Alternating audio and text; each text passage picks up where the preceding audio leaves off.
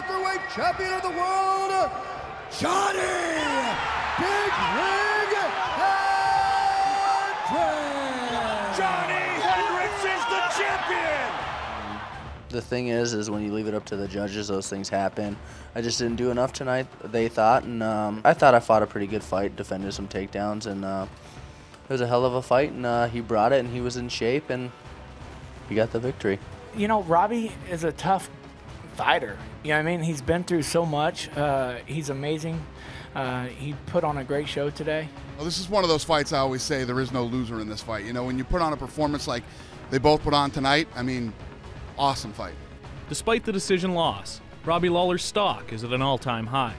With Johnny Hendricks out until later in the year and no clear-cut #1 contender, Ruthless could put himself right back in the mix with a win over UFC 173 opponent Jake Ellenberger. Man, I've been training hard, and he has his hands full May 24th.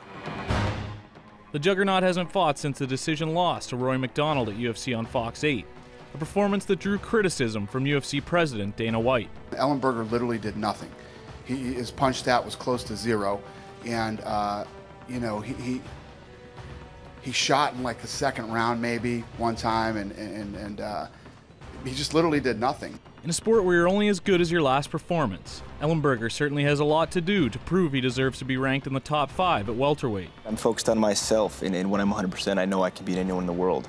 A win over Lawler would certainly go a long way to erase the memory of that terrible night in Seattle.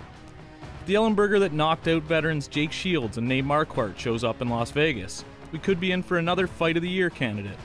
However, if the Ellenberger from UFC on Fox 8 shows up, don't expect to see the Juggernaut standing upright long enough for the crowd to boo.